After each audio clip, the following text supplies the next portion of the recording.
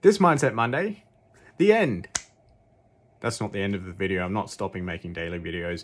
That's the topic of today's video. So last week I started down the rabbit hole of having a purpose, a vision, and a reason for why you do what you do in life, and that being foundational.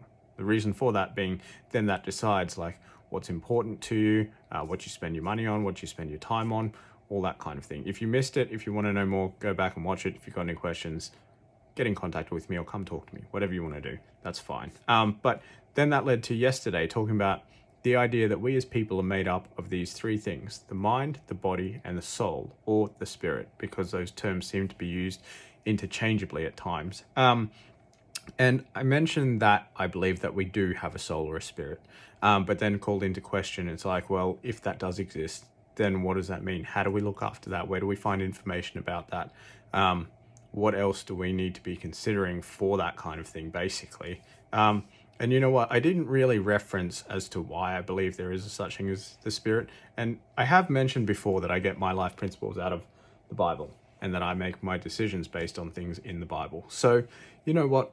I'm going to cover this just briefly before we move on. And this comes from Ecclesiastes 12 verse 7.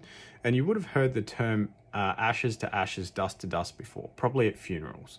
And this sort of relates to that topic because I'm pretty sure the term, at least dust, I'm not sure about ashes, comes from the Bible. So Ecclesiastes 12 verse 7 says, "For then the dust will return to the earth and the spirit will return to God who gave it." So obviously direct reference to spirit.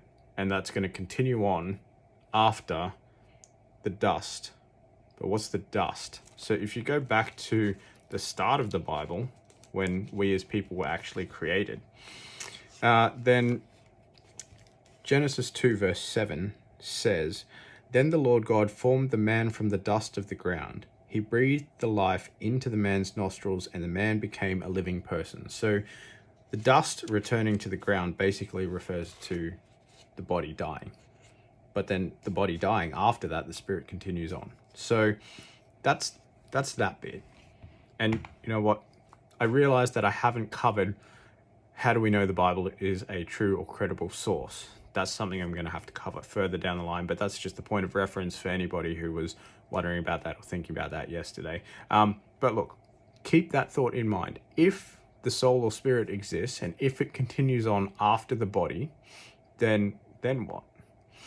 But coming back to a little bit more of current day life, there's this book called The 7 Habits of Highly Effective People. And you might be wondering, well, how does that relate? If you've read the book, then you would know that habit number 2 is begin with the end in mind. Interesting. But see, where is the end? If we're just talking about the end of the body, that's different to actually what happens after that. And sure, that's an important time in life, but you know, what if there's stuff beyond that? What happens after that? What do we need to consider? But look, let's just stick with that idea first. And keeping the end in mind is important because that is vision, purpose, and reason for why you do what you do. And to quote from the book, by keeping that end clearly in mind, you make certain that whatever you do on any particular day does not violate the criteria you have defined as supremely important, and that each day of your life contributes in a meaningful way to the vision you have of your life as a whole. So I'm just going to leave you with this thought. Like, maybe the end, as we see it, is not actually the end. When our body and our mind stops working, maybe that's not the actual end. So basically the same question as yesterday. If that is the case, then what should our purpose, our vision, and our reason for why we do what we do actually be if we're going to continue on after the body? I realize that's really deep and it's taken me a lot of attempts to get this out and actually communicate this like this. So hopefully that worked for you. Hopefully you get it and hopefully that gets you thinking.